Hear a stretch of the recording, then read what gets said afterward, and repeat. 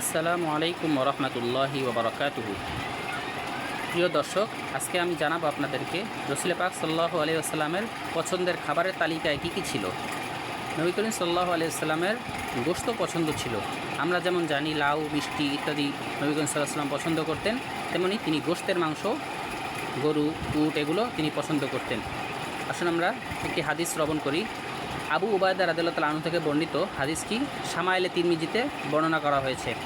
রাবি আবু উবায়দা বলেন, তিনি নবীজির কাছে একদিন গরুর লেগ পিস নিয়ে গেলেন। তিনি জানতেন নবী করিম সাল্লাল্লাহু আলাইহি ওয়াসাল্লাম লেগ পিস পছন্দ করতেন, তাই তিনি লেগ পিস নিয়ে গেলেন।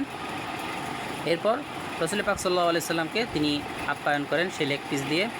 নবী করিম সাল্লাল্লাহু আলাইহি ওয়াসাল্লামকে একটি বকরির একটা পায়ের অংশ দিলেন, নবীজি খেলেন। এরপর তিনি আবার আরেকটি উঠিয়ে দিলেন, নবীজি খেলেন।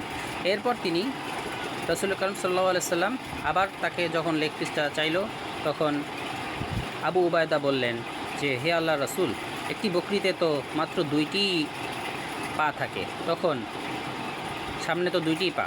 তখন নবী করিম সাল্লাল্লাহু আলাইহি ওয়াসাল্লাম বললেন যে, সেই রবের কসম, যদি তুমি আমাকে আরও দিতে, আমি যতবার চাইতাম ততবারই তুমি দিতে পারতে। সুবহানাল্লাহ। সাদ বিন উবায়দা রাদিয়াল্লাহু তাআলা আনহু উট জবাই করেন মানুষকে খাওয়ানোর জন্য। তিনি উটের মগজ রান্না করে খাওয়ান। তিনি বেছে বেছে মগজগুলো নবী করিম সাল্লাল্লাহু আলাইহি ওয়াসাল্লামকে একদিন দেন, আপ্যায়ন করেন। তারপর নবী করিম সাল্লাল্লাহু আলাইহি ওয়াসাল্লাম সেই সাদ বিন উবাদার জন্য দোয়া করেন।